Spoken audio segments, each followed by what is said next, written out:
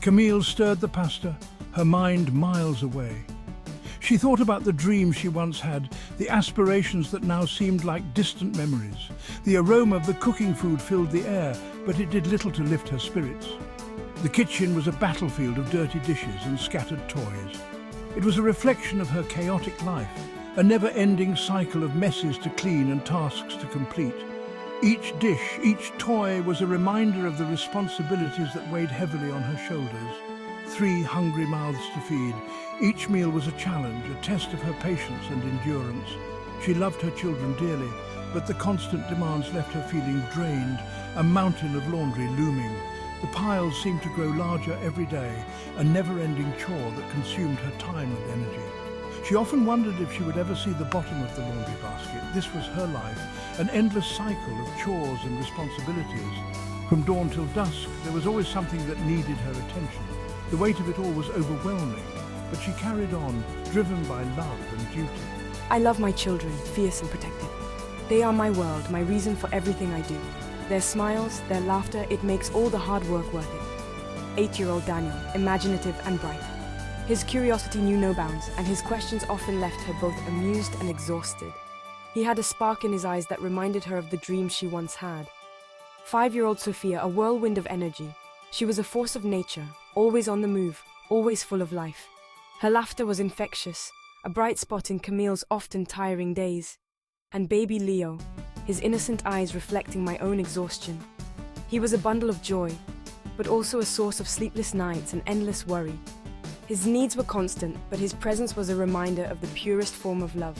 But sometimes Camille craved an escape, a moment to breathe. She longed for a break from the relentless pace of her life, a chance to find herself again amidst the chaos.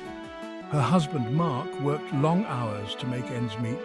He was a good man, she knew that. His dedication to providing for the family was unwavering, but it also meant he was often absent, leaving her to manage everything on her own.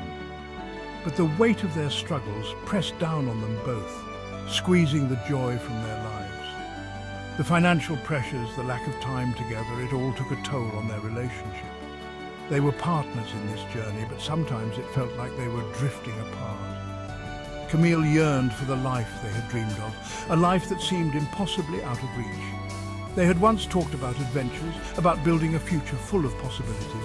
Now those dreams felt like distant echoes, overshadowed by the demands of everyday life. So alone, so lost. In the quiet moments when the house was still, the weight of her loneliness was almost unbearable. She missed the person she used to be, the woman with dreams and ambitions. That night, after the children were asleep, Camille stood at the kitchen window. The silence of the house was both a relief and a reminder of her solitude. She gazed out, searching for a glimmer of hope in the darkness. The city lights twinkled below, a stark contrast to the darkness in her heart. They were a reminder of the world outside, a world full of possibilities that felt so far away. In that moment, she made a silent promise to herself to find a way back to her dreams, to reclaim the joy that had been lost. The supermarket was crowded, a cacophony of noise and fluorescent lights. Camille navigated the aisles, her shopping cart overflowing with necessities. She bumped into someone, her heart skipping a beat. Camille? It was Jake, an old acquaintance from high school. He looked different, older, but there was a familiar glint in his eyes. A shared past, filled with reckless choices and fleeting moments of escape. They talked, catching up on lost time. Camille felt a flicker of something she hadn't felt in years. Excitement, intrigue. Jake offered her a way out, a temporary reprieve from the weight of her life. The first time it was just one pill, a small white tablet that promised oblivion. And for a few short hours Camille felt free. The stress melted away, replaced by a sense of euphoria she had forgotten existed. But the feeling was fleeting. And soon one pill wasn't enough. Camille found herself craving the escape, the temporary high that allowed her to forget her problems. Her secret shame grew, a dark shadow lurking behind her forced smiles and tired eyes. The days blurred into weeks, then months. Camille's life, once a source of pride, began to unravel. Chores were forgotten, Meals were missed. Her once immaculate home became a reflection of her inner turmoil. Her children noticed the change in their mother. Mom seems different, distant. Daniel, perceptive beyond his years, sensed her growing distance. Mom, are you okay? I'm worried. Sophia, attuned to her mother's moods, became clingy and anxious. Even baby Leo seemed to sense the shift in their world. Guilt gnawed at Camille's conscience. Every day she felt the weight of her actions pressing down on her, a constant reminder of the choices she had made. Mom, are you okay? Why do you look so sad all the time? She saw the worry in Mark's eyes, the confusion on her children's faces. They didn't understand why their once vibrant mother was now a shadow of her former self. Why is Mom always so sad? Why doesn't she play with us anymore? She hated herself for what she was doing, for the pain she was causing. There were moments when she vowed to stop, to reclaim her life. She would write in her journal, tears smudging the ink, promising herself that tomorrow would be different. I have to stop. I can't keep doing this to them. They deserve better. I need to be strong for them. She would throw away the pills, her hands trembling with the effort. But the cravings always returned, stronger than ever. The cycle of hope and despair seemed never-ending. Just one more time, then I'll stop for good. This will be the last time, I promise. The need for escape, for oblivion, became a relentless tormentor. It was a battle she fought every waking moment, a battle she feared she was losing. Mommy, are you coming to play with us? We miss you. Camille's heart broke a little more each day, knowing she was slipping further away from the ones she loved.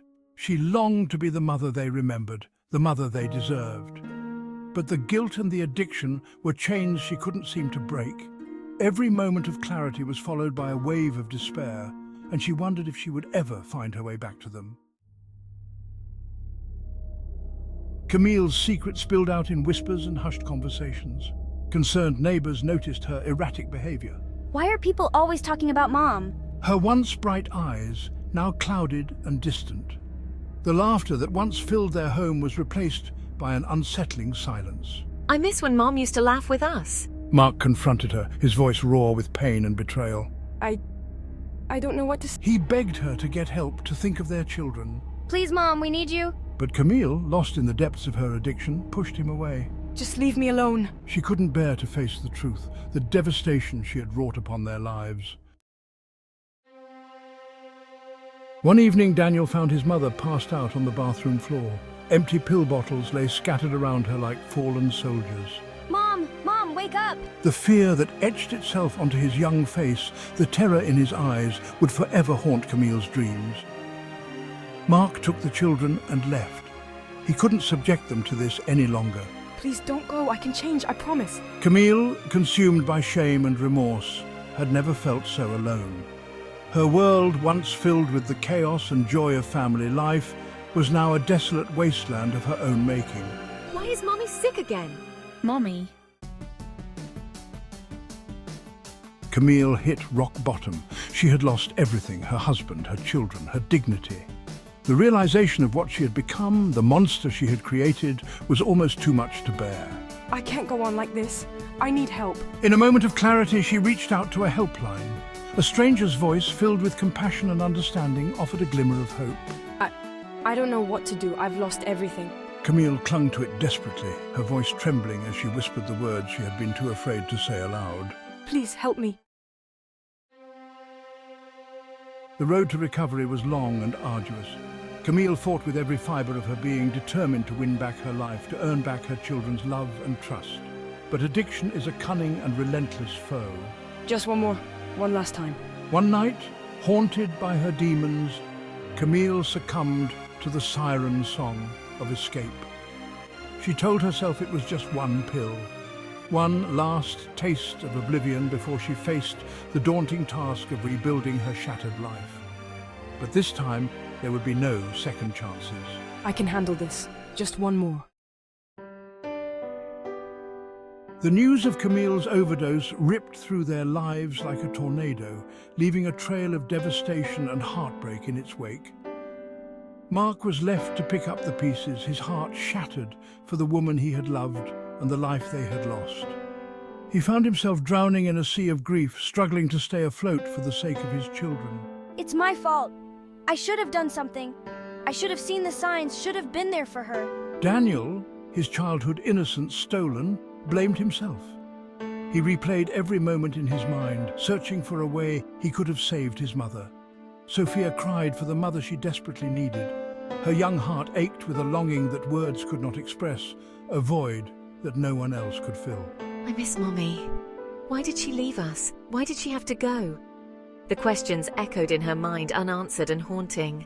And baby Leo, too young to understand, would grow up never knowing the warmth of his mother's embrace. He would hear stories of her, see pictures, but never feel her touch or hear her voice. Mommy, where is she? Why isn't she here with us? Camille's story is a tragic reminder of the insidious nature of addiction. It creeps into lives, often unnoticed, until it is too late. It is a disease that knows no boundaries, affecting people from all walks of life. It does not discriminate, touching the lives of the young and old, rich and poor, from every corner of society. It is a stark warning that seeking solace in fleeting escapes can have devastating and irreversible consequences.